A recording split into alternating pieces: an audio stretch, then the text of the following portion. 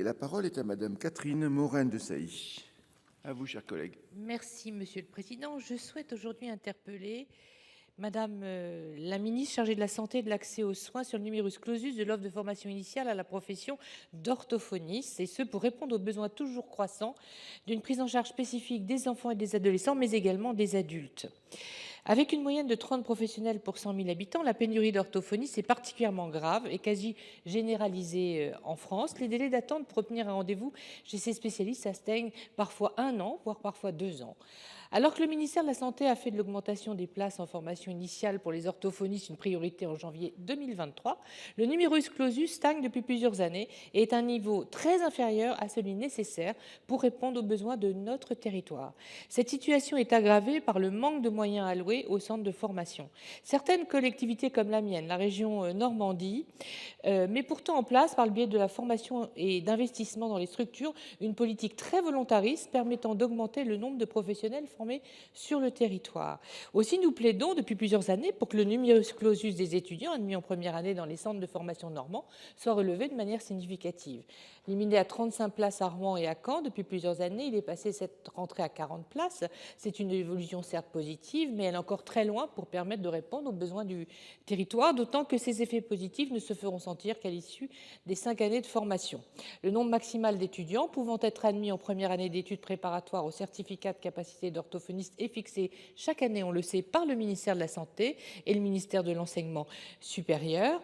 Puisqu'en Normandie, Madame la Ministre, ces données permettent et justifient une augmentation significative du numerus clausus, je souhaite connaître les raisons d'un tel blocage. Je vous remercie pour votre réponse. Merci, chers collègues. La parole est maintenant à Madame Charlotte Parmentier-Lecocq, ministre déléguée chargée de l'autonomie et des personnes handicapées. À vous, Madame la Ministre. Merci, Monsieur le Président. Bonjour, Monsieur le Président. Bonjour, Madame, Messieurs les sénateurs, sénatrices, Madame la sénatrice. Madame la sénatrice, effectivement, vous soulevez la question de l'accès aux soins d'orthophonie et de notre capacité à former plus de professionnels. Et vous avez raison, parce que c'est un problème véritablement important. Depuis 15 ans, on a pu constater que le nombre d'orthophonistes en exercice a augmenté. Il est passé de 19 000 à 25 000. Mais malgré cette hausse, on a toujours des difficultés d'accès aux soins. Et je dirais que ça se constate dans tous les territoires aujourd'hui français. On constate aussi de fortes disparités dans la répartition territoriale, puisqu'on voit que 75% des orthophonistes exercent en zone urbaine. Et nous souhaitons, comme vous le signifiez, améliorer la situation et augmenter le nombre d'orthophonistes formés. Donc pour la rentrée 2025, le nombre de places offertes sur Parcoursup au sein des centres de formation a dépassé les 1000 étudiants, ce qui représente une progression de 28% en 10 ans. On a aussi une proposition de loi à l'initiative d'Agnès Firmin-Le à l'Assemblée nationale qui a été adoptée il y a quelques mois pour porter les effectifs à environ 1500 € d'ici 1500 personnes à horizon 2030.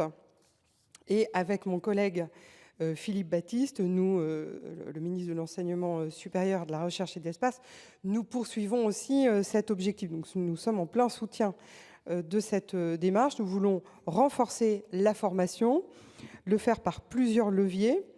Depuis 2 ans, il n'y a plus de quotas de formation qui sont affichés pour laisser toute la liberté aux acteurs de déterminer le nombre de places offertes en fonction des besoins. Nous concertons également avec plusieurs universités pour créer de nouveaux centres de formation. Par exemple, à La Réunion, nous allons ouvrir en 2026 un nouveau centre de formation pour pouvoir former les orthophonistes sur place et répondre aux besoins sur place.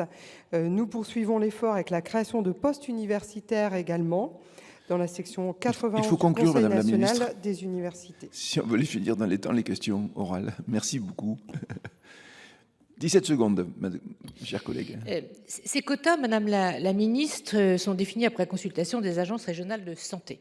Donc, moi, ce que je demande en région Normandie, où nous avons très fortement investi dans le Ségur de la santé, c'est un cas unique en France où il y a un fort investissement dans l'enseignement supérieur de la part de la région, c'est pas sa compétence, c'est qu'enfin on débloque la situation. C'est pas tolérable qu'on attende autant de temps quand on a un proche, des connaissances et tout simplement nos concitoyens qui viennent nous voir dans nos permanences et qui sont désespérés de pouvoir trouver accès à un orthophoniste pour se rééduquer tout simplement le plus rapidement possible, par exemple après un Merci, AVC. chers collègues. Il faudra que tout le monde essaye un petit peu d'y mettre